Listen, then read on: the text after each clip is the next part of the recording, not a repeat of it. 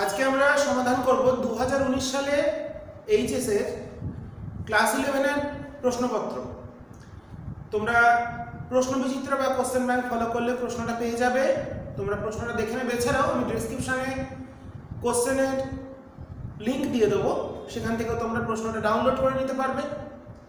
তো প্রথমে আমরা এসএকিউ বড় প্রশ্নগুলো করব, শেষে পারলে এমসিকিউ গুলো করিয়ে দেবো। তো শুরু করা যাক। প্রথম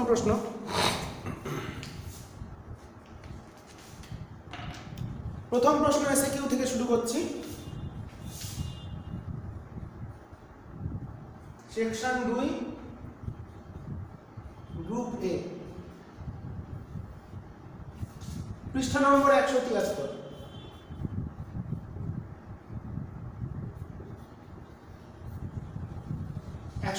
নম্বর পৃষ্ঠায় কোশ্চেনটা আছে কোশ্চেন ব্যাংকে। প্রথম প্রশ্ন দিয়েছে 1 নম্বর, এ দিয়েছে 10.5, বি দিয়েছে হচ্ছে 2.01। প্রশ্ন হচ্ছে এ প্লাস বি এর মান কত?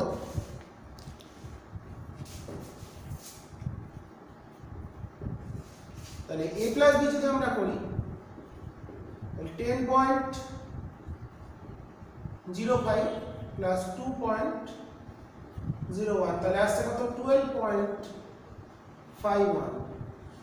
এবার আমাদের বুঝে নিতে হবে উত্তরটা কত হবে। দেখো, এতে তাৎপর্যপূর্ণ অঙ্ক সংখ্যা 3, বিতেও হচ্ছে 3, তাহলে উত্তরের ক্ষেত্রেও 3 হবে, মানে 3খানা ডিজিট থাকবে। তাহলে উত্তরটা হবে একের যদি 5 বা 5-এর বেশি 4 নম্বর ঘরে থাকতো তাহলে এটার সঙ্গে 1 যোগ করতাম, কিন্তু এখানে 1 আছে তাই একটা বাদ। 1 থেকে 4 অবধি থাকলে বাদ। একের যদি 5-এ 5 বা 5-এর বেশি থাকে তখন আগেরটার সঙ্গে 1 যোগ করে দিতে হয়। তাহলে হতো, যদি এটা থাকতো 6 তাহলে এটা 12.56 হয়ে যেত। তাহলে 3 ঘর মানে 3টে তাৎপর্যপূর্ণ সংখ্যা নিতে হবে।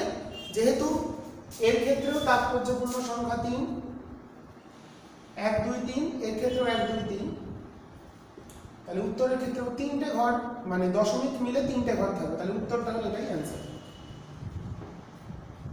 আচ্ছা, সেকেন্ড প্রশ্ন দিয়েছে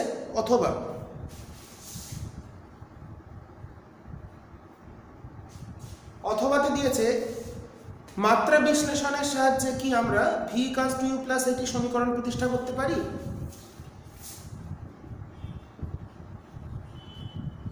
v = u + এটিকে মাত্রা বিশ্লেষণের সাহায্যে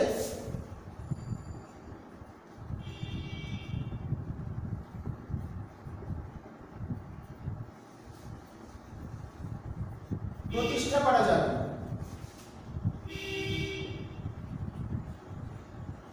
প্রতিষ্ঠা করা যেত যদি গুণের আকারে থাকতো, কিন্তু মাঝখানে যোগ আছে। তো আমরা এটাকে যাচাই করতে পারবো সমীকরণটা ঠিক না ভুল, কিন্তু কখনো এটাকে প্রতিষ্ঠা করতে পারবো না মাত্রা বিশ্লেষণের সাহায্যে। এখানে আমরা জানি এর সমীকরণটা ঠিকঠাকই, কারণ ভি এর মাত্রা যা, ইউ এর মাত্রা তাই, এটির মাত্রা তাই। তাহলে সমীকরণটা যাচাই করতে পারলাম সমীকরণটা ঠিক আছে, কিন্তু মাত্রা বিশ্লেষণের সাহায্যে প্রতিষ্ঠা করা সম্ভব নয়। 2 কোশ্চেন, 5i + 3j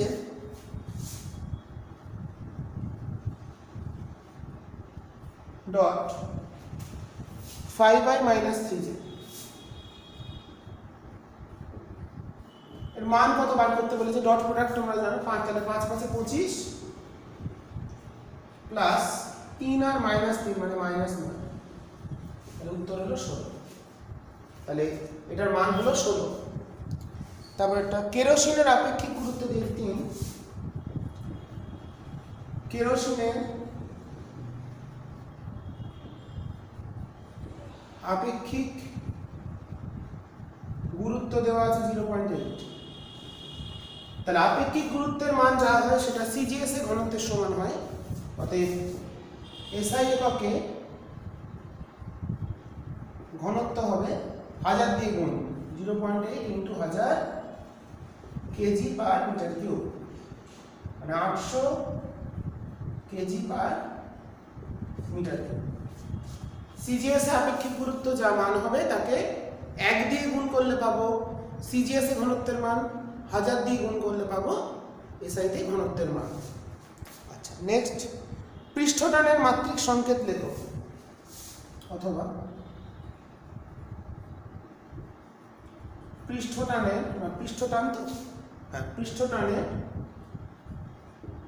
মাত্রিক সংকেত। পৃষ্ঠটানের মানে হচ্ছে সারফেস টেনশন S, এর মাত্রিক সংকেত মানে কি বল বাই দৈর্ঘ্য F/L, তাহলে M L/T - 2/L, তাহলে একটা L কেটে গেল, M T⁻⁻²। চারেরটা 4 নম্বরে এসে কেউ দিয়েছে, যদি কোনো স্থানতরঙ্গের তরঙ্গ দৈর্ঘ্য ল্যামডা হয় তাহলে পরপর দুটি সুস্পন্দ বিন্দুর দূরত্ব কত? λ/2। পরপর দুটি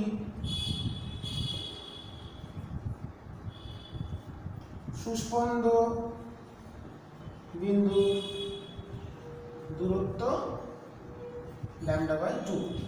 ঠিক আছে, তাহলে আমরা এসিকিউ গুলো কমপ্লিট করে ফেলেছি। এরপর আমরা সমাধান করব পরের গ্রুপে 2 নম্বর প্রশ্নগুলো আবার সমাধান করে নেব। আশা করি তোমরা বুঝতে পারলে এসিকিউ গুলো। গ্রুপ বি,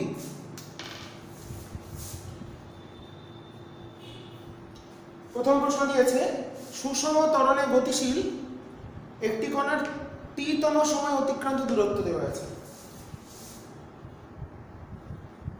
st দেওয়া আছে কত? 3 + AT। তাহলে কণাটির প্রাথমিক বেগ নির্ণয় করো। তাহলে আমরা সুষম ত্বরণে গতিশীল কণার t-তম সময়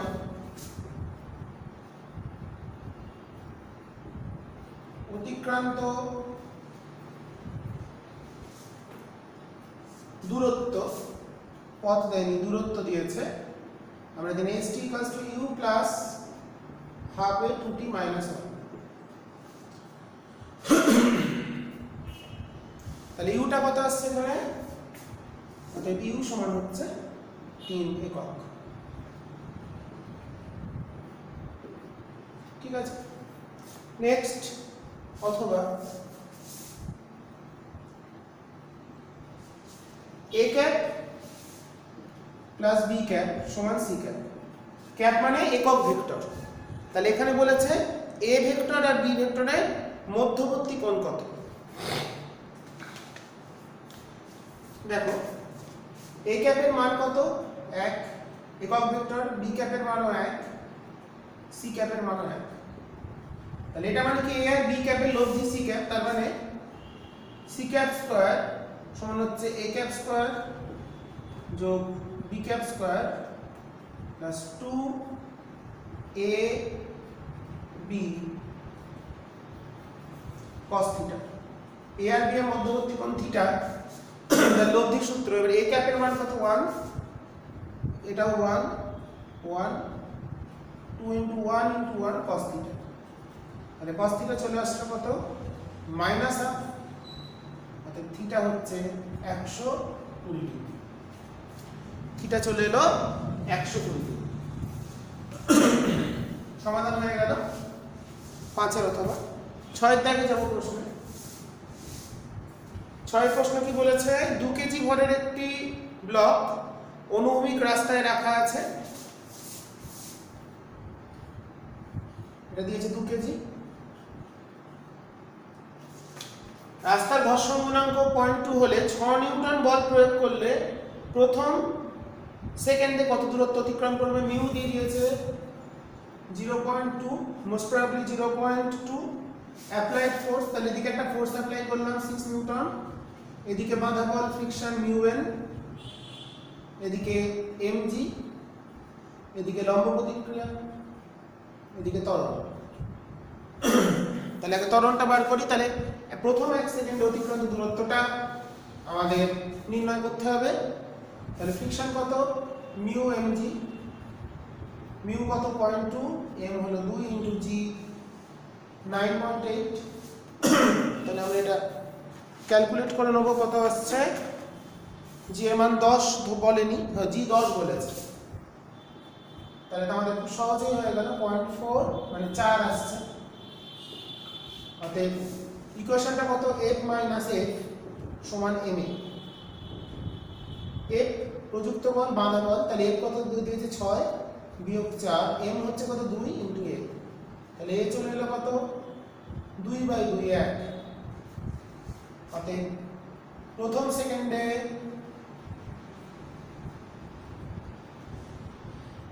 দূরত্ব কত, s equal to half at square, তাহলে half into 1 into 1 square, তাহলে হাফ মিটার মানে 0.5 মিটার। তাহলে প্রথম সেকেন্ডে অতিক্রান্ত দূরত্ব 0.5 মিটার। 6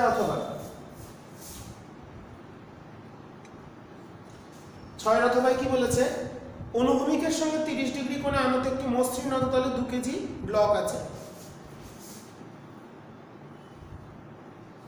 এটা 30 ডিগ্রি কোণ বলেছে, এখানে একটা 2 কেজি ব্লক আছে। কি বার করতে বলেছে, ব্লকের ত্বরণ লম্ব প্রতিক্রিয়া। তাহলে এইদিকে কাজ করছে কত 2g sin 30, এদিকে কত 2g cos 30, এদিকে লম্ব প্রতিক্রিয়া n, এদিকে ফ্রিকশন। ফ্রিকশনের মিউটা কত বলে দিয়েছে, ফ্রিকশনটা মসৃণ তল, তাহলে ফ্রিকশন নেই, ফ্রিকশন শূন্য, মসৃণ তল বলেছে। অতএব ত্বরণ কত হবে, ত্বরণ হবে, ত্বরণ মানে কি এদিকে কোন বলটা কাজ করছে 2g sin থিটা বাই বস্তুর ভর কত 2 কেজি, বল হচ্ছে 2g sin 30 বাই ভর হচ্ছে 2 কেজি, তাহলে 2 ইনটু 2 দিয়ে কেটে গেল, g ইনটু sin 30 মানে হাফ, মানে g বাই 2, মানে g যদি 9.8 বসাই তাহলে 4.9 মিটার পার সেকেন্ড স্কয়ার। দেখা যাচ্ছে ঠিকঠাক, হ্যাঁ 4.9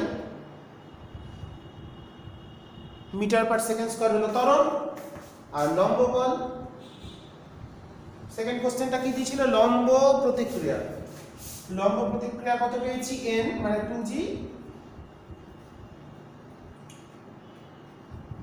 2g cos 30 মানে √3 ইনটু 9.8 নিউটন। তোমরা গুণ করে দেখবে কত আসছে, 2 cos 30 হলো √3/2, তাহলে 2 2 কেটে গেল, পেয়ে গেল। এরপর আমরা নেক্সট কোশ্চেনে যাব 7 দাগের প্রশ্ন কি বলেছে, আদর্শ তরলের দুটি বৈশিষ্ট্য লেখো। আদর্শ তরল মানে যাদের ক্ষেত্রে আমাদের স্পর্শকোণের মান, স্পর্শকোণ তো সিলেবাসে মোস্ট প্রবাবলি এবছর নেই, তা স্পর্শকোণের মান হচ্ছে আমাদের 90 ডিগ্রি। আদর্শ তরলের ক্ষেত্রে সান্দ্রতা বলের মান 0 হবে। আদর্শ তরলের ক্ষেত্রে প্রত্যেকটা স্তর একই সঙ্গে গতিশীল হবে। তাহলে দুটো বৈশিষ্ট্য সাথেটা, 1 নম্বর হচ্ছে স্পর্শকোণ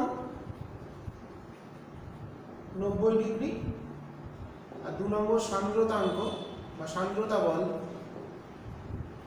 থাকবে না। এই দুটো আমরা বৈশিষ্ট্য বলতে পারি। অসংলম্ব প্রবাহী কি, যে সকল প্রবাহী চাপ প্রয়োগে আয়তনে পরিবর্তন হয় না তাদের অসংলম্ব প্রবাহী বলে, যাদের চাপ প্রয়োগে আয়তনে পরিবর্তন হয় না, যেমন জল। আচ্ছা, সন্ধিবেগ কি, সন্ধিবেগ বা সংকট বেগ, কোন প্রবাহী বেগের মান যে বেগ অপেক্ষা কম হলে সেটা হবে শান্ত প্রবাহ, এবং যে বেগ থেকে যে বেগ থেকে বেশি হলে হবে অশান্ত প্রবাহ। যদি সন্ধিবেগের থেকে প্রবাহী বেগ কম হয় তখন সেটাকে ধারারেখ প্রবাহ বা শান্ত প্রবাহ বলা হবে, আর যদি বেশি হয় তাহলে অশান্ত প্রবাহ বা বিক্ষুব্ধ প্রবাহ বা টার্বুলেন্ট মোশন বলা হবে। আচ্ছা, স্থানু তরঙ্গ কাকে বলে, দুটি একই প্রকারের দুটি তরঙ্গ যখন বিপরীত দিক থেকে এসে মাধ্যমের কোন অংশে উপরিপাতিত হয় তখন যে লব্ধি তরঙ্গের সৃষ্টি হয়, সেই লব্ধি তরঙ্গের লব্ধি বিস্তারের পর্যায়ক্রমিক সর্বোচ্চ এবং সর্বনিম্ন মানে পরিবর্তন হওয়ার ঘটনাকেই বলা হচ্ছে স্থানু তরঙ্গ, বা এই লব্ধি তরঙ্গটাকে বলা হচ্ছে স্থানু তরঙ্গ। এবং তার বিস্তারটা সব জায়গায় সমান হয় না, পরিবর্তন হয় তার বিভিন্ন সময়ের সাথে এবং অবস্থানের সাথে। আচ্ছা, স্থানু তরঙ্গের পাশাপাশি লুপের দুটি লুপের মধ্যে দশা পার্থক্য কত? Question number 9। দুটো লুপ মানে এই একটা লুপ, এই একটা লুপ হলো এই একটা লুপ, মানে এটা নোড, এটা নোড, এটা নোড। তাহলে পাশাপাশি এইটার দশা পার্থক্য, দশা নাকি পথ পার্থক্য কি বলেছে? আচ্ছা, এইটার পথ পার্থক্য কত? λ/2, এটাও λ/2। তাহলে পথ পার্থক্য হলো, এখানে কটা লুপ? এটা একটা লুপ, এটা একটা লুপ, λ/2 প্লাস λ/2 মানে ল্যামডা। অতএব দশা পার্থক্য 2π/λ ইনটু পথ পার্থক্য মানে পাই। তাহলে দশা পার্থক্য হচ্ছে পাই রেডিয়ান। ঠিক আছে? তাহলে স্থানু তরঙ্গের পাশাপাশি দুটো লুপের মধ্যে দুটি কণার পথ পার্থক্য হচ্ছে পাই। আচ্ছা, এবার আমরা চলে যাব পরের গ্রুপে।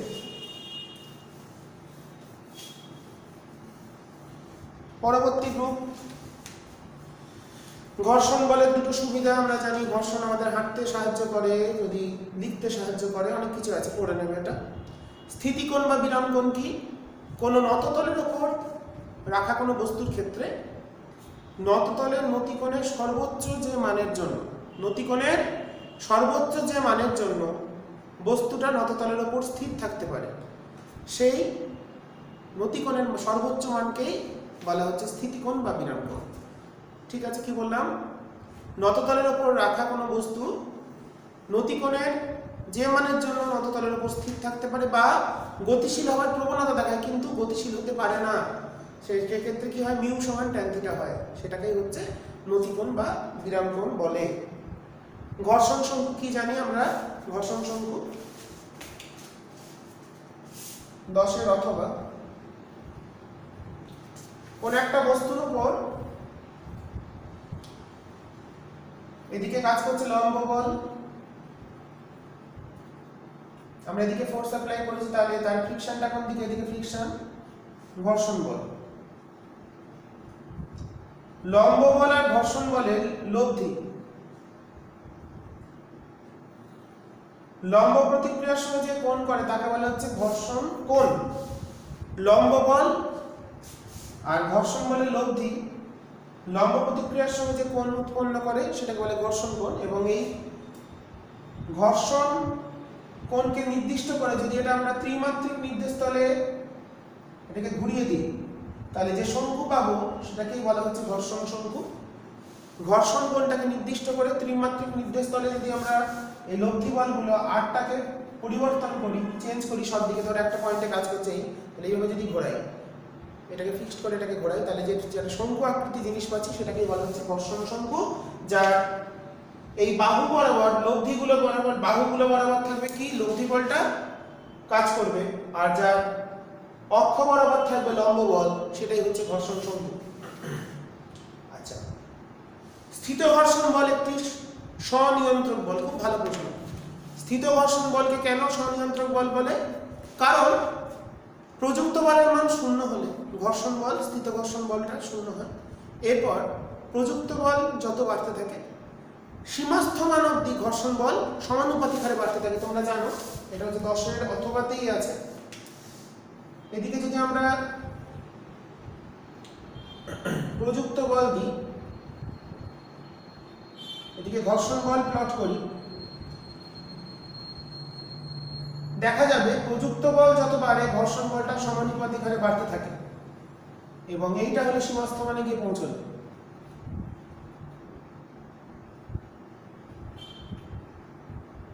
এরপর প্রযুক্ত বলের মান সীমাস্থ মানকে অতিক্রম করে গেলে ঘর্ষণ কমে যায় এবং তারপরে স্থির হয়ে যায়। এই সময় যে কাজ করছে সেটা হচ্ছে স্থিত ঘর্ষণ। এই জায়গায়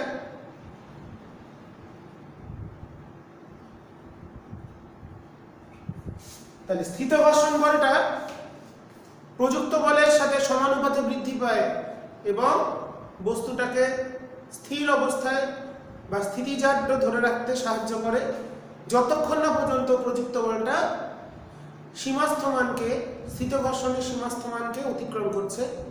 অর্থাৎ প্রযুক্ত বল 0 হলে স্থিত ঘর্ষণ 0, তারপরে প্রযুক্ত বল যদি 2 নিউটন হয়, যতক্ষণ যদি 2 নিউটনটা আমার সীমাস্থ মানকে অতিক্রম না করে, দেখব ঘর্ষণ বলটা স্থিত ঘর্ষণ বলটা 2 নিউটন মানে স্থির রাখতে সাহায্য করছে। সেই জন্য বলা হচ্ছে সীমাস্থ মানের মধ্যে সীমাস্থ মানের প্রযুক্ত বলের মান যতক্ষণ না সীমাস্থ মানকে অতিক্রম করছে ততক্ষণ স্থিত ঘর্ষণ বল এবং প্রযুক্ত বলের মান সমান হয় এবং তারা একইভাবে বাড়তে থাকে, একদম 45 ডিগ্রি কোণ করে এটা বাড়তে থাকে। ঠিক আছে, সেই কারণেই বলা হচ্ছে স্থিত ঘর্ষণ বলটা হচ্ছে স্বনিয়ন্ত্রক, নিজেকে নিয়ন্ত্রণ করছে, প্রযুক্ত বলের বৃদ্ধির সাথে নিজের পরিবর্তন ঘটাচ্ছে যাতে করে বস্তুটা স্থির থাকতে পারে। সেই কারণেই স্থিত ঘর্ষণ বলকে বলা হয় স্বনিয়ন্ত্রক বল। আচ্ছা, তাহলে চলে যাই 11 নম্বর কোশ্চেন নাম্বার 11।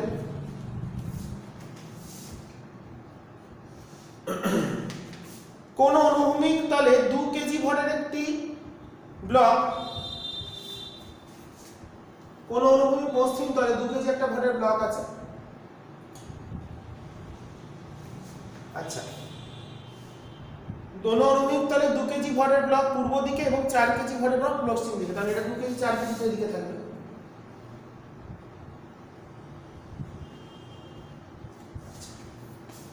ব্লক দুটি অনুভূমিক সুতোর সাহায্যে যুক্ত করা আছে। এবার 4 কেজি ব্লকের উপর 12 নিউটন বল পশ্চিম দিকে প্রয়োগ করা হলো। এদিকে একটা বল প্রয়োগ করা হচ্ছে 12 নিউটন। খুবই সহজ অঙ্ক। কি দিয়েছে? ব্লকে দুটির সাধারণ ত্বরণ এবং টান। খুবই সহজ ব্যাপার। তাহলে ত্বরণ কত হবে? দুটো যাচ্ছে এই ত্বরণে,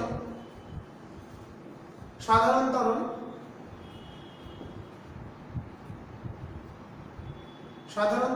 সমান তাহলে কি বল বাই মোট ভর। বল কত? 12, মোট ভর কত? 4 যোগ 2, মানে 2 মিটার পার সেকেন্ড স্কয়ার। আর টান, তাহলে টান কত? টান যদি বলি টি, এই টানটা কিন্তু এর উপরেও কাজ করছে, টানটাই কিন্তু, তাহলে টি সমান 2 ইনটু এ। এর উপর একটাই বল কাজ করছে টি, সেই বলটাই কিন্তু ওকে ত্বরণ সৃষ্টি করেছে। তাহলে টানটা কত হলো? 2 ইনটু 2 4 নিউটন। তাহলে টান হলো 4 নিউটন আর আমাদের সাধারণ ত্বরণ হলো 2 মিটার পার সেকেন্ড স্কয়ার। 11 নম্বর প্রশ্ন কমপ্লিট করেছি আমরা। এরপর কি বলেছে? 12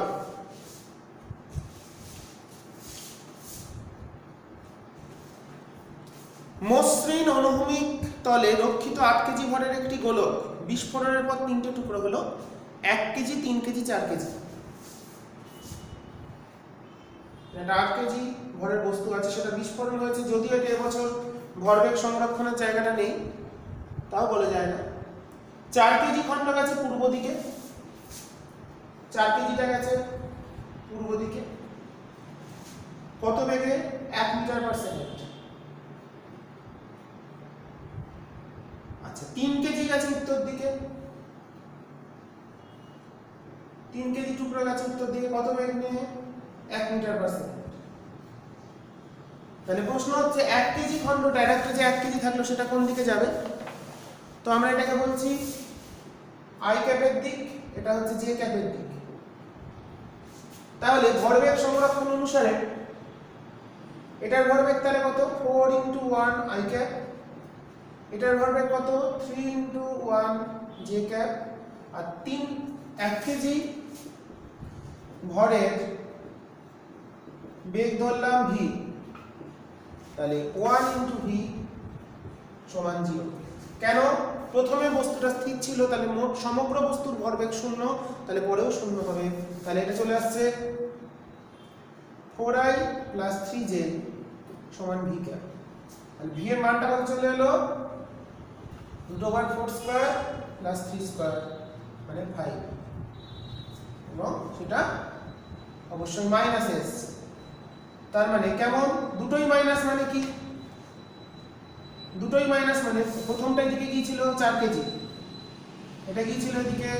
এদিকে গেল 4 কেজি, এদিকে গেল 3 কেজি। দুটোই মাইনাস মানে i minus minus i cap minus j cap, মানে এরকম দিকে যাবে 1 কেজি খণ্ডটা। এটা তাহলে 5 মিটার পার সেকেন্ড বেগে যাবে। কি কি বার করতে চাই দিকটাও যদি বলি আমরা, এটা বলেছে উত্তর, এটা পূর্ব, এটা দক্ষিণ, পূর্ব পশ্চিম। মোটামুটি ভাবে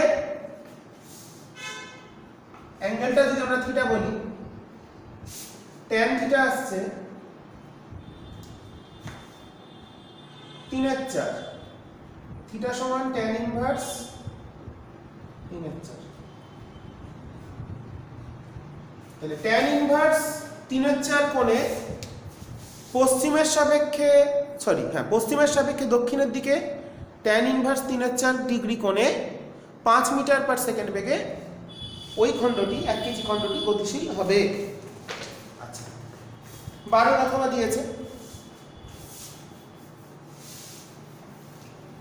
প্রতিটা প্রশ্ন ভালো তোমরা করবে, আমি সালের প্রশ্নগুলি এভাবে সমাধান করিয়ে দেবো, ঠিক করেছি তোমাদের যাতে সুবিধা হয়।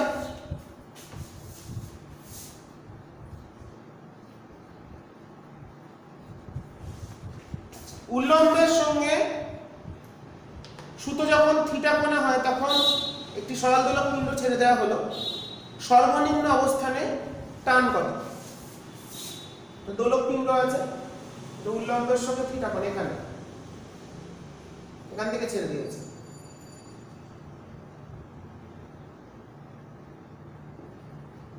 দোলক পিণ্ডটা ছেড়ে দিয়েছে, ছাড়া হলো পিণ্ডটির ঘরে হলে পিণ্ড সর্বনিম্ন অবস্থানে টান কত? দেখো এখানে কাজ করছে mg, এদিকে mg sin থিটা, এটা দৈর্ঘ্য যদি l বলি, সুতোর দৈর্ঘ্যটা l, এদিকে t, এদিকে mg, তখন এখানে আসবে।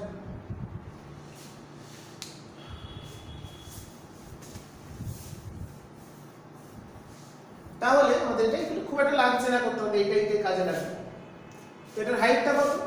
আমরা এটা মুছে দিলাম, এটা আমাদের কাজে লাগাবো, সহজ উপায়। এটার হাইটটা হচ্ছে, দেখো উচ্চতা হচ্ছে l মাইনাস এইটুকুনি কত l cos থিটা, উচ্চতা হচ্ছে l minus l cos theta.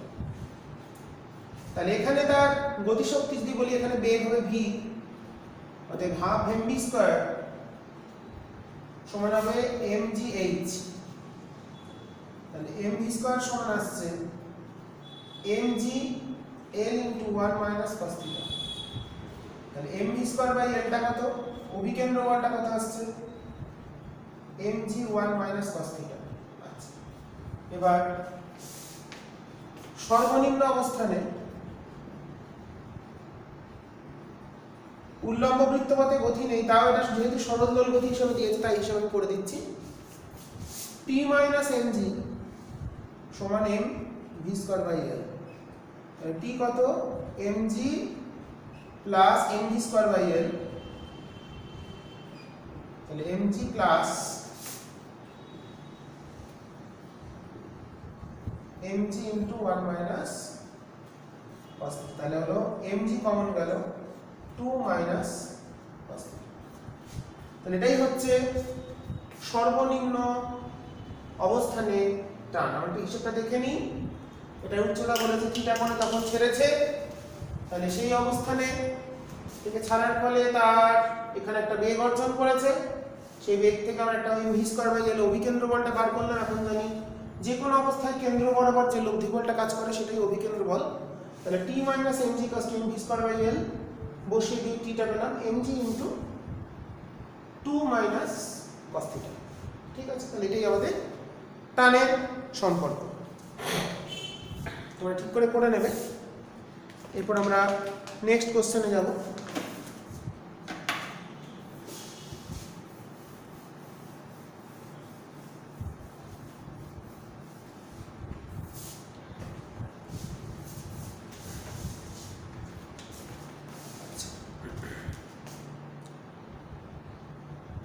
করাচ্ছি না ভরকেন্দ্রের স্থানাঙ্ক, তোমরা চেষ্টা করে দেখো। 13টা পুরোটা বাদ যাচ্ছে, 13 অথবাটা দেখি।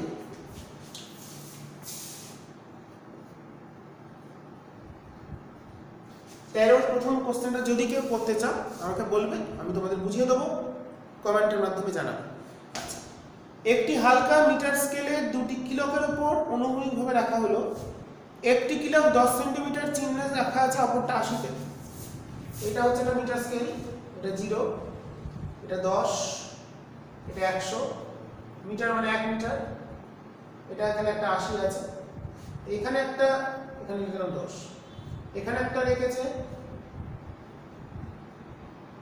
এখানে একটা রেখেছে, 10-এ একটা রেখেছে, 80-তে একটা রেখেছে।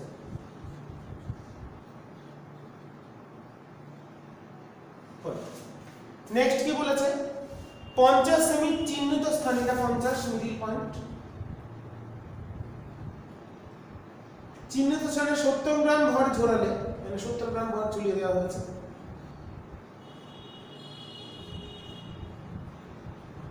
এখানে কাজ করছে 70 জি। ঝোলালে 10 সেন্টিমিটার চিহ্নিত স্থানে কত বল প্রয়োগ করবে? দেখো এই স্থানে কত বল প্রয়োগ করছে, এখানে 70 জি, এটা 10 সেমি, এখানে বল N1, 80 সেমিতে বল N2, আমরা N1টা বার করব। এটা A বিন্দু, B বিন্দু।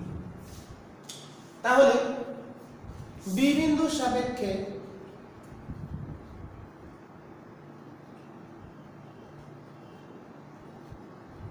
বলের ভ্রামকের খুব ইম্পর্টেন্ট অঙ্ক, তোমরা দেখবে ভালো করে, সাম্যের নীতি অনুযায়ী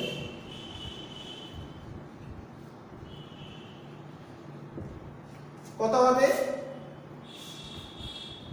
70 জি ইন্টু এই দূরত্বটা কত আসছে, 80 আর 50 মানে 30 সমান N1 ইন্টু 80 আর 10 মানে 70। গ্যাপটা দেখছি, তাহলে N1টা কত চলে গেল, 70 কেটে গেল, তাহলে 30 জি। তাহলে 30 জি 70 গ্রাম বলেছে, তাহলে 30 ইন্টু 980 ডাইন। তাহলে এখানে কাজ করবে 30 ইন্টু 980 ডাইন, এখানে তাহলে কাজ করবে মোটটা 70, তাহলে এখানে কাজ করবে N2টা হবে 40। তাহলে N1টা, তাহলে N2টা কত আসবে, 40 জি মানে 40 ইন্টু 980 ডাইন। ঠিক আছে, এটা আমরা করে ফেলেছি 13 অথবা। এরপর আমরা পরের প্রশ্নে যাব। কোনো প্রশ্ন বুঝতে অসুবিধা হলে আমাকে কমেন্ট করবে। আমরা ফলো করছি প্রশ্নবিচিত্র বা কোশ্চেন ব্যাংক 2021 রায়ান মার্টিন সম্পাদিত, তো সেখান থেকে আমি প্রশ্নগুলো করাচ্ছি। যদি 19 সালের প্রশ্ন তোমাদের থেকে থাকে সেটাও দেখতে পারো, 173 পৃষ্ঠার কোশ্চেনগুলো আমরা করাচ্ছি।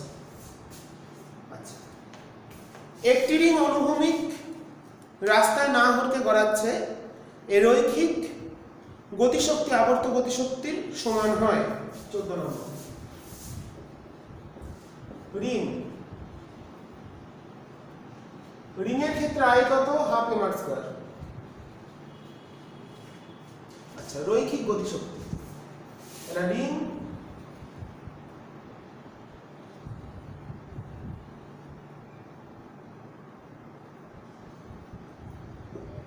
ব্যাসার্ধটা আমরা r ধরে নিয়েছি, গড়িয়ে যাচ্ছে ওমেগা বেগে, এদিকে বেগ v।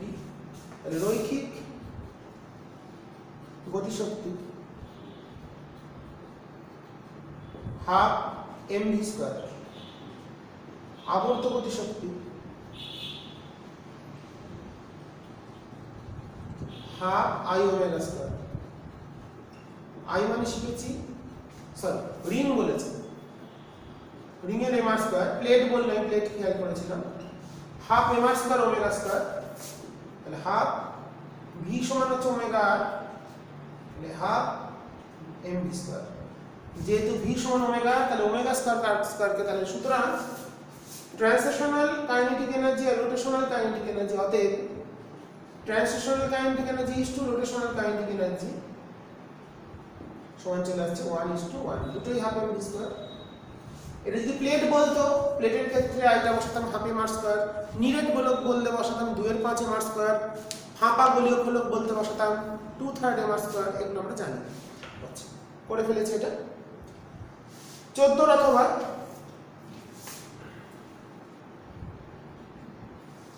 14 অথবা দিয়েছে 2 কেজি ভর এবং 1 মিটার ব্যাসার্ধের একটি চাকতি সাহায্যে চাকতি নিজের অক্ষের সাহায্যে 60 আরপিএম বেগে ঘুরছে, কৌণিক গতিশক্তি ভর দিয়েছে কত 2 কেজি, রেডিয়াস দিয়ে দিয়েছে কত দেখলাম 1 মিটার, ওমেগা দিয়েছে 60 আরপিএম, আরপিএম থেকে রেভলিউশন র‍্যাট পার সেকেন্ডে যেতে হবে π/30 মানে 2 পাই র‍্যাট পার সেকেন্ড।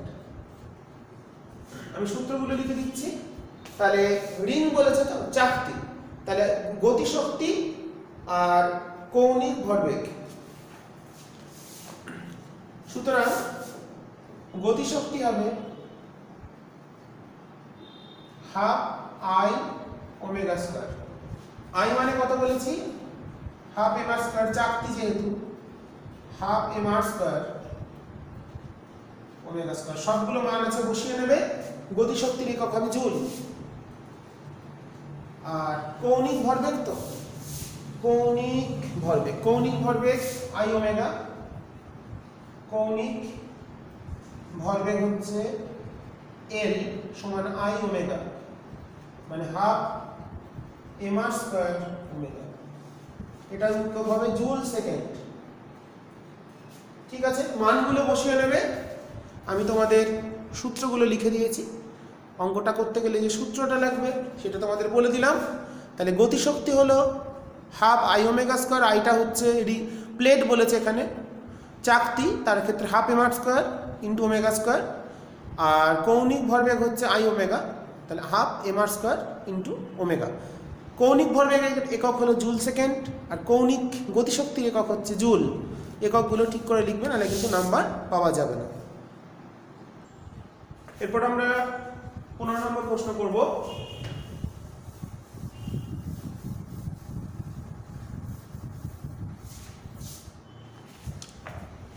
প্রশ্ন কি বলেছে, থিওরি প্রশ্ন।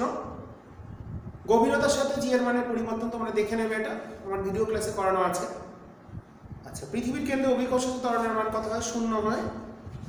ভূসমলয় কৃত্রিম উপগ্রহ এবার বাদ, তোমরা তাও পড়তেও পারো। কেপলারের তৃতীয় সূত্রটি লেখো, জানো তোমরা।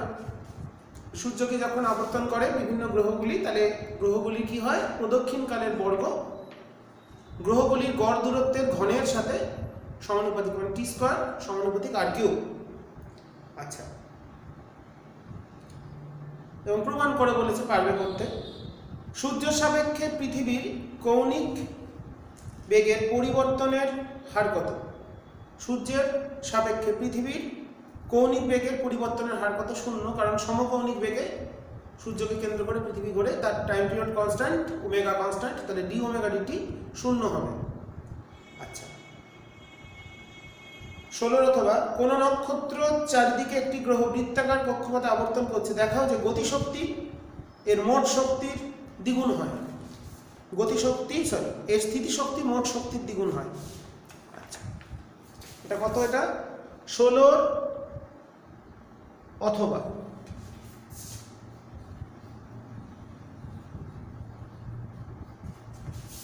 সূর্যকে কেন্দ্র করে কোন একটা গ্রহ আবর্তন করছে,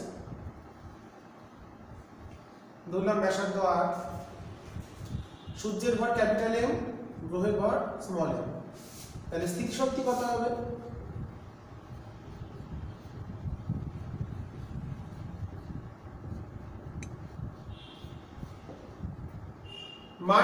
-G/m/r, এটা স্থিতিশক্তির সূত্র। গতিশক্তি কত হবে? ভি কত হবে? ভি হচ্ছে √Gm/r, অতএব গতিশক্তি, এটা প্রদক্ষিণ বেগ,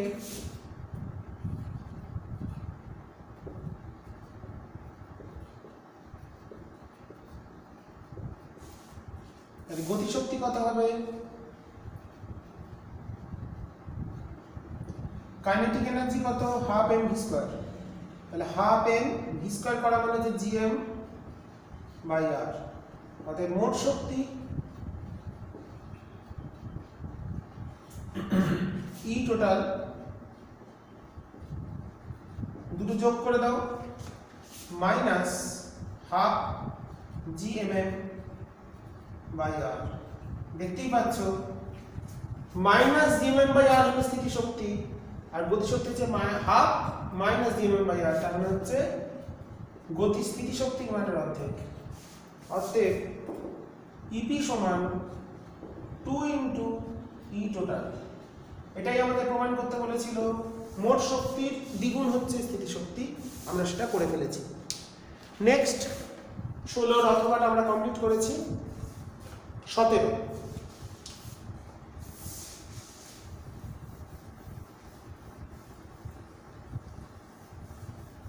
এরপর আমরা নেক্সট প্রশ্ন করব, কি দিয়েছে দেখি। 19 সালের প্রশ্ন আমরা সমাধান করছি। 1 গ্রাম হাইড্রোজেন এবং 1 গ্রাম হিলিয়ামকে মেশানো হলে মিশ্রণের গামা সিপি নির্ণয় করো। 1 গ্রাম হাইড্রোজেন মানে হাফ মোল,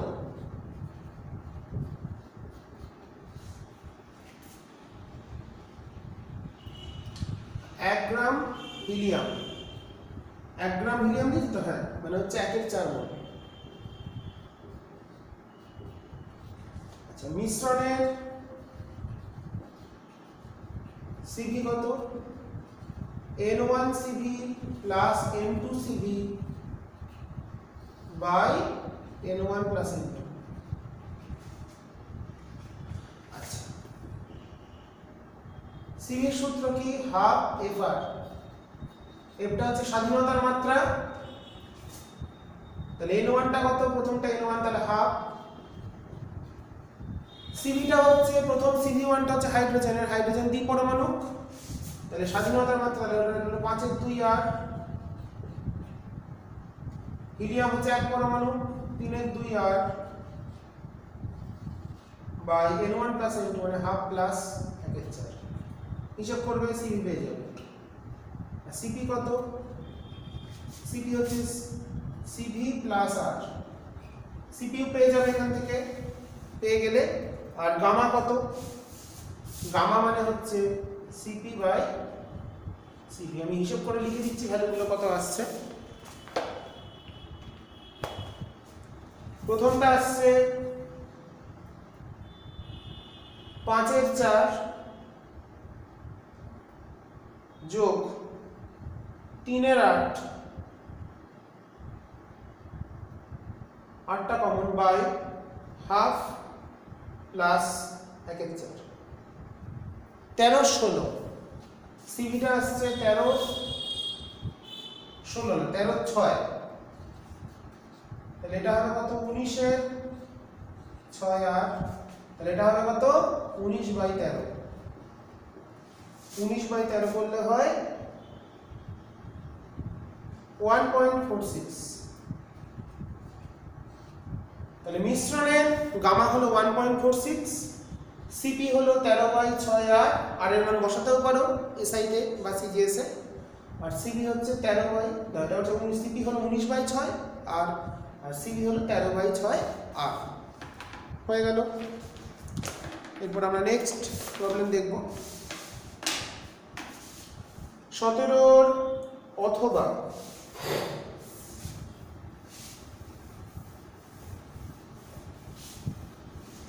17 অথবা কি দিয়েছে দেখি এবার।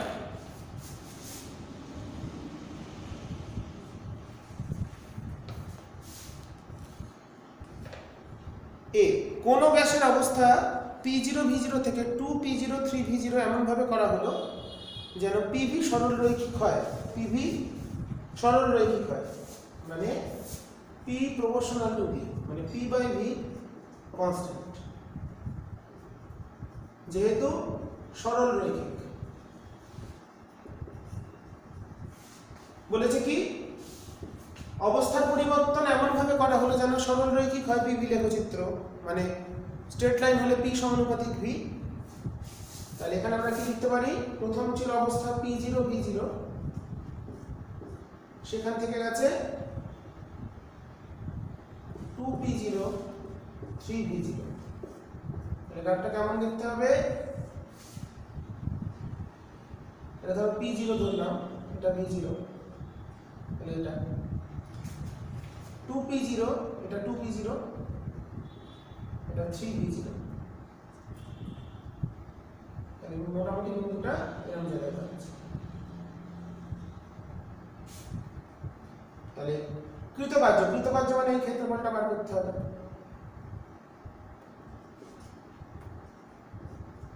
এই জায়গার ক্ষেত্রফলটা আমরা নির্ণয় করব, তাহলে কৃতকার্য পেয়ে যাব। ঠিক আছে, কৃতকার্য মানে ক্ষেত্রফল, তাহলে কথা আসছে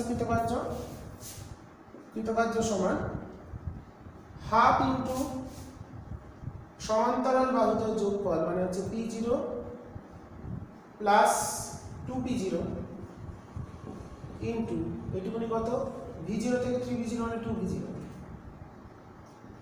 তাহলে হলো 3P0 V0 কৃতকার্য। পিভি লেখচিত্রের যতটা ভি অক্ষের সঙ্গে ক্ষেত্রফল হবে সেটাই হচ্ছে আমাদের এখানে তীর দেবে, এটা হচ্ছে ইনিশিয়াল স্টেট, এটা ফাইনাল স্টেট, এইভাবে প্রমাণটা করতে হবে। আচ্ছা, নেক্সট, কার্য কি তাপগতীয় চলরাশি? কৃতকার্যকে তাপগতীয় চলরাশি কি বলা চলে? হ্যাঁ, কৃতকার্য হচ্ছে আমাদের স্টেট ফাংশন হিসাবে আমরা বলতে পারি। 18 এ একটি দ্বিপরমাণু গ্যাস, মুছে দিয়ে এগুলো তোমরা ঠিক করে নেবে।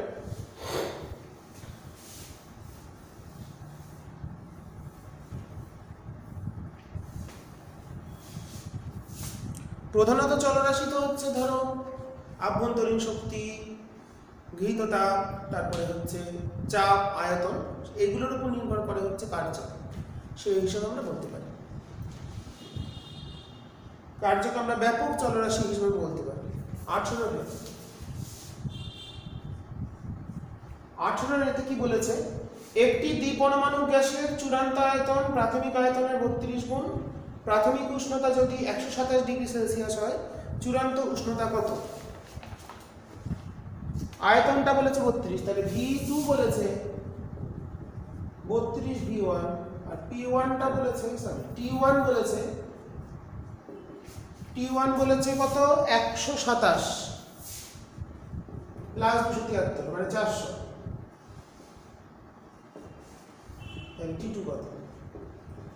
সমস্যা হলো এখানে একটি দ্বিপরমাণু গ্যাস, তাহলে গামা কত হবে? দ্বিপরমাণু গ্যাসের গামা 7/5 মানে 1.4। আমরা কি জানি, T1 V1 to the power gamma minus 1 সমান T2 V2 to the power gamma minus 1, মানগুলো বসিয়ে দিই। তাহলে 400 ইন্টু V1টাকে V ধরলাম বা V1 এ লিখি, গামা কত 1.4 মাইনাস 1, T2 বার করছি, V2টা কত 32 V1 to the power 1.4 minus 1। এখান থেকে আমরা T2টা বার করব, T2 তাহলে আসছে 400 by 32 to the power 0.4, V1 এটা কেটে গেছে, 32টা পড়ে আছে, তাহলে 400 divided by 32 to the power 0.4, 100 kelvin. আমরা যদি এটাকে 273 বিয়োগ করি, মাইনাস 173 ডিগ্রি সেলসিয়াস, তাহলে অন্তিম উষ্ণতা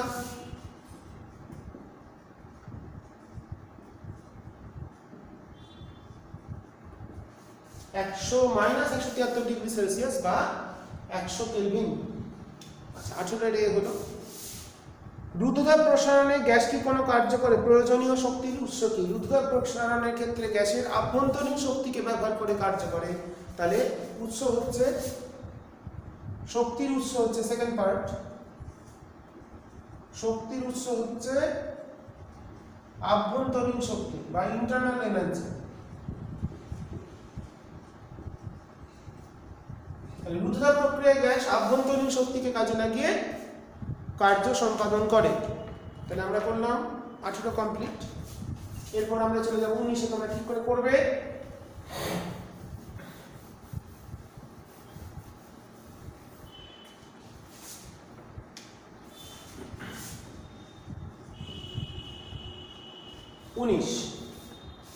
আচ্ছা, প্রাসীয় গতি প্রবলেমটা করাচ্ছি না, এক্স ওয়াই দেওয়া আছে, এর সংক্ষিপ্ত উচ্চতা এটা দেওয়া নেই তোমাদের সিলেবাসে, 2D মোশন। আচ্ছা, সময়ের সাপেক্ষে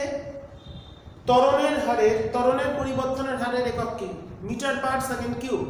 সময় এসআই এককটা বললাম, সময়ের সাপেক্ষে ত্বরণের পরিবর্তনের হারের একক কি? 19-এর অথবা অঙ্কটা করে। যদি প্রাসের গতির অঙ্কটা করতে চাও কমেন্টে জানাবে, আমি করিয়ে দেবো, অসুবিধা নেই। আচ্ছা, একটি সোজা রাস্তায় একজন পুলিশ জিপের সাহায্যে ধী বেগে চোরকে ধরলো। এখানে পুলিশ আছে, এখানে চোর আছে, দূরত্ব ডি বলে দিয়েছে, পুলিশ যাচ্ছে ধী বেগে, আর এ ত্বরণ নিয়ে পালালো, চোর পালাচ্ছে এ ত্বরণ। তাহলে বলেছে পুলিশ চোরকে ধরতে সক্ষম হবে v square greater than equals to root over না, v square greater than equals to 2ab। তাহলে ধরো এখান থেকে স্টার্ট করেছি, এখানে গিয়ে ধরি, মনে করি টি সময় পর পুলিশ চোরকে ধরতে সক্ষম হবে। তাহলে অতএব ভিটি ইকুয়ালস টু এ যতটা যাবে সেই সময় চোর যাবে হাফ এটি স্কয়ার, যেতে হবে প্লাস ডি, তাহলে এটি স্কয়ার প্লাস 2d মাইনাস এটাকে মাঝখানে minus 2vt plus d equals to 0। তাহলে টি কত আসছে? 2v প্লাস মাইনাস শ্রীধরাচার্য প্রয়োগ করছি, v স্কয়ার মাইনাস 2vt হচ্ছে আর 2d হচ্ছে এটা 8ad বাই 2a। টি বাস্তব হবে কখন? বাস্তব হবে যখন নিরূপকের মানটা গ্রেটার দ্যান ইকুয়াল টু 0 হয়। বাস্তব মানে টি এর মানটা কোনো একটা নির্দিষ্ট মান পাবো, অর্থাৎ রিয়েল হবে, অর্থাৎ চোরকে ধরতে পারবে যদি 4v square minus 8ad greater than equals two 0। তোমরা জানো অঙ্কে শ্রীধরাচার্য পড়েছো, কোনো একটা দ্বিঘাত সমীকরণের বীজগুলো বাস্তব এবং সমান হতে গেলে ইকুয়াল টু 0, যদি বাস্তব এবং অসমান হয় গ্রেটার দ্যান 0, তাহলে বাস্তব হওয়ার ক্ষেত্রে কন্ডিশন কি? গ্রেটার দ্যান এবং ইকুয়াল টু। তাহলে অতএব এখান থেকে পেলাম V square greater than equals two 2ad।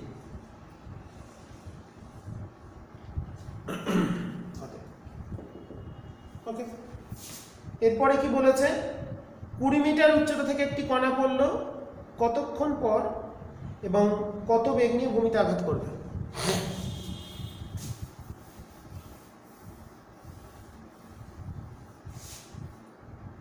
এটা হচ্ছে কত? 19-এর 20 অথবা বি, 19-এর অথবা বি। 20 মিটার উচ্চতা থেকে একটা কণা পড়ছে, এটা 20 মিটার। অবাধে পতনশীল বস্তু জি ত্বরণ নিয়ে পড়ছে, তাহলে এইচ, তাহলে এইচ সমান হাফ জি স্কয়ার, টি হচ্ছে রুট ওভার 2h বাই জি, তাহলে 2 ইন্টু 20 বাই জি, এত সেকেন্ড, এত সময় লাগবে। ভূমিতে পড়তে সময় লাগবে, এটা হিসাব করে নেবে কত আসছে। আর বেগ হবে, এখানে বেগ ভি, ভি সমান হচ্ছে v square equal to u square, ইউটা 0 প্লাস 2gh, ভি হচ্ছে root over 2gh, root over 2 into 9.8 into 20, এত মিটার পার সেকেন্ড। এটাও হিসাব করে নেবে, আমি হিসাব করে সময় নষ্ট করলাম না। জাস্ট আমি প্রসেসটা বলে দিচ্ছি, তোমরা করে নিতে পারবে। 19 কমপ্লিট। 20তে কি বলেছে তোমরা ঠিক করে আসছে ছবি।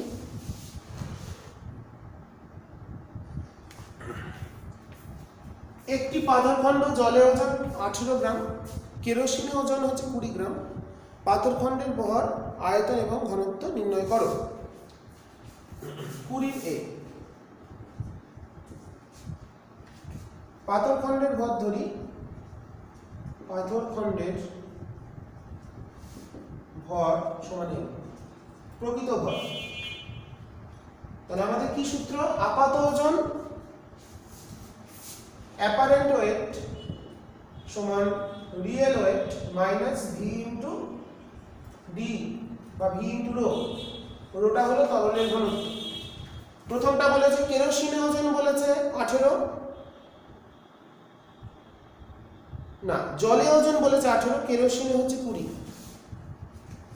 জলে ওজন বলেছে 18। তাহলে এম ওয়াটার সমান এম ভি ইন্টু জলের ঘনত্ব কত? 1 জলে। তাহলে 18 সমান এম মাইনাস ভি ইন্টু 1, 1 নম্বর। আর কেরোসিনে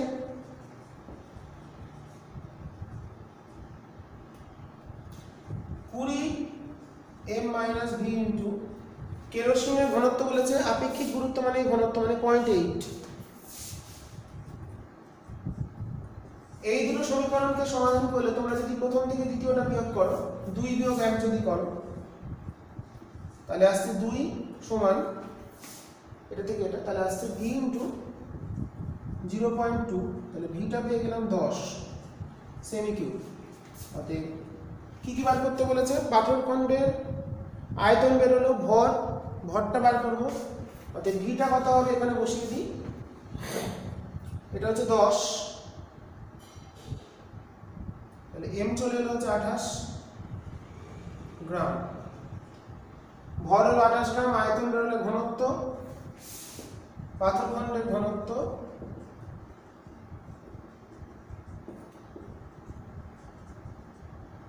ডি সমান M by V 2.8 gram per CC. তাহলে ঘনত্ব হলো 2.8 গ্রাম পার সিসি, ভর হলো 28 গ্রাম, আর আয়তন হলো 10। তাহলে জলে হলো আমাদের 18 গ্রাম বলেছিল, কেরোসিনে হচ্ছে 20। তাহলে সেটা থেকে আমরা পেয়ে গেলাম। এটা আর্কিমিডিসের নীতি অনুসারে আপাত ওজন আপাত ভর সমান প্রকৃত ভর মাইনাস প্লবতা বল। জি গুলো আমি বাদ দিয়ে দিয়েছি দু সাইড থেকে। আচ্ছা, এটা আমরা বললাম 20। এরপর কি? মেটাকেন্দ্র কি? সুস্থির সাম্য মেটাকেন্দ্র কোথায় থাকে? শর্ট কোশ্চেন তোমরা করে নেবে, আমি অঙ্কগুলো করিয়ে দিয়েছি। সাম্য বিঘ্নিত অবস্থায় প্লবতা কেন্দ্রগামী উল্লম্ব রেখা আমাদের কেন্দ্রীয় রেখাকে যে বিন্দুতে ছেদ করে সেটাকেই মেটাকেন্দ্র বলে, জানো তোমরা। আচ্ছা, এবার চলে যাই হচ্ছে আমরা 20 অথবা বলেছে দৈর্ঘ্য, ক্ষেত্র প্রসারণ, আয়তন প্রসারণ গুণাঙ্কের সংজ্ঞা আর সম্পর্ক। সম্পর্কটা আলফা সমান বিটা বাই 2 সমান গামা বাই 3 পেয়ে জানো, করিয়ে দিচ্ছি। তো 20 অথবা আলফা সমান বিটা বাই 2 সমান গামা বাই 3 প্রমাণ, এটা করে নিতে পারবে তোমরা, জানো। তা আমি দেখিয়ে দিচ্ছি। ছোট্ট করে একটা ঘনক আছে, আলফা সমান কত? 1 বাই এল ডিএল ডিটি, টিটা উষ্ণতা, বিটা হচ্ছে 1 by L square DS DT, L square হলো ক্ষেত্রফল, গামা হচ্ছে 1 by L cube DV DT. এই হচ্ছে আমাদের আলফা বিটা গামা। এটার দৈর্ঘ্য ধরলাম এল, অর্থাৎ এস হচ্ছে আমাদের এল স্কয়ার, ভি হচ্ছে এল কিউব, এটা ক্ষেত্রফল, এটা হলো আয়তন। এখান থেকে আমরা এদের মধ্যে সম্পর্কটা স্থাপন করতেই পারি।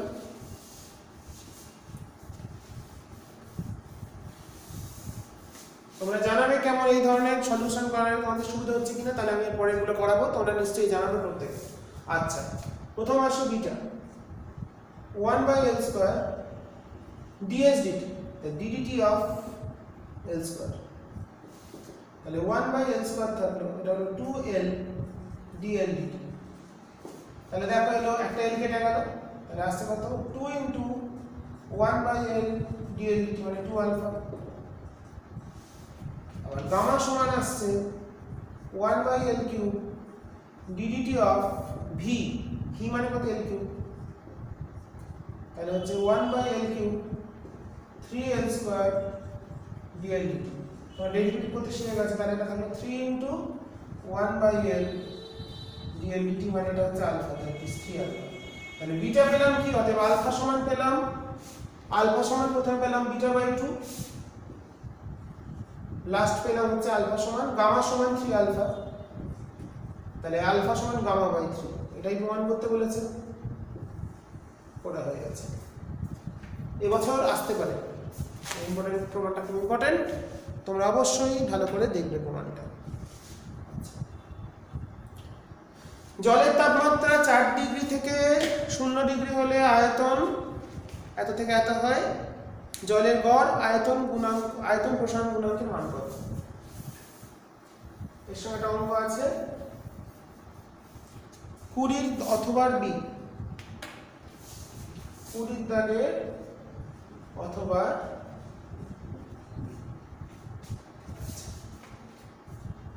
গামা মানে কি, v2 - v1 বা v1 × t2 - t1।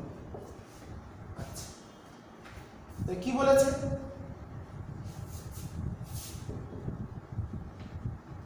t1 টাকে 0 ধরছি, তাহলে 4 ডিগ্রিতে আয়তন বলেছে 99.8 - 100 by 100 × 4 - 0, এত পার ডিগ্রি সেলসিয়াস। মানটা বসিয়ে দিয়েছি, হিসাবটা করতে হবে। 99.8 - 100, অবশ্যই জলের ব্যতিক্রান্ত প্রসারণের জন্য আমাদের এখানে গামার মানটা নেগেটিভ আসবে, -5 × 10⁻⁻4 পার ডিগ্রি সেলসিয়াস। উত্তরগুলো দেওয়া আছে, তোমরা মিলিয়ে নিতেও পারবে, সব উত্তর পেয়ে যাবে। করিয়ে দিচ্ছি এমসিকিউ গুলো, তাহলে আমি করাবো না, তোমরা যদি কোনো এমসিকিউতে সমস্যা হয় তাহলে আমাকে জিজ্ঞেস করবে। আচ্ছা, 21-এর বি, 21-এর এ কি বলেছে, 0 ডিগ্রি না 2 কেজি ভরের একটি কণা সরল দোল গতি সম্পন্ন করছে, x t সব বলে দিয়েছে, x = বলেছে 2 sin πt। আচ্ছা, কম্পাঙ্ক কত, তাহলে আমাদের সূত্র কি x = a sin ωt, তাহলে ওমেগা পেয়ে গেলাম কত, ওমেগা পেয়ে গেলাম পাই, তাহলে কম্পাঙ্ক হবে, কম্পাঙ্ক f সমান ω/2 পাই, তাহলে ওমেগা কত, π/2 মানে হাফ, 1/2 হার্জ, 1/4 সেকেন্ডে গতিবেগ কত, v মানে কত, এটাকে ডেরিভেটিভ করলে কত আসছে, a ω cos ωt, তাহলে 2 × π cos π, t এর মানটা কত বলেছে, 1/4 সেকেন্ড, তাহলে 1/4, তাহলে 2π cos π/4 মানে 1/√2, তাহলে √2π মিটার পার সেকেন্ড, মিটার না সেমি, কিসে দিয়েছে এগুলো, মিটারে দিয়েছে। আচ্ছা, t = হাফ সেকেন্ডে গতিশক্তি নির্ণয় করো।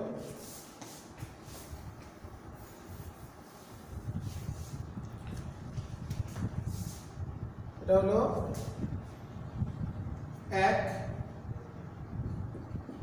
2 নম্বর হলো বেগ, 3 নম্বরটা হচ্ছে t = হাফ সেকেন্ডে গতিশক্তি। গতিশক্তির সূত্র কি?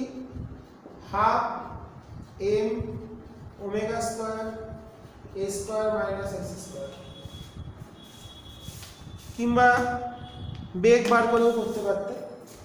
হাফ এম কার কত বলেছিল? 2 কেজি, 2 কেজি। 2 ওমেগা স্কয়ার মানে পাই স্কয়ার, এ স্কয়ার মানে এ হলো 2। আচ্ছা, এক্স স্কয়ার মানে 2 sin পাই বাই 2। টিটা বলেছে হাফ, তাহলে টিটা হাফ বসালে এটা হবে পাই বাই 2 স্কয়ার। তাহলে হাফ তাহলে হলো পাই স্কয়ার ইনটু 2 স্কয়ার মানে 4 মাইনাস 4 মানে 0। তাহলে t ইকুয়ালস টু হাফ সেকেন্ডে গতিশক্তির মানটা 0 হবে। করে ফেলেছি আমরা। এরপর লাস্ট 21 বি,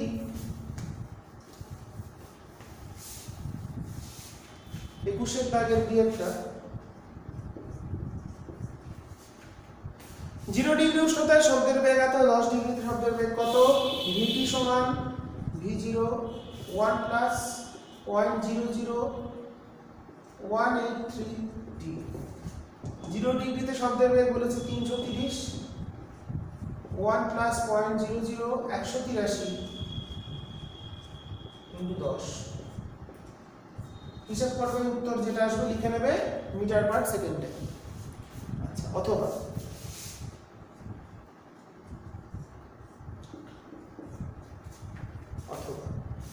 1 মিটার দৈর্ঘ্যের একটি তারের ভর দিয়েছে 1 গ্রাম, 40 নিউটন টানের ক্ষেত্রে বেগ কত?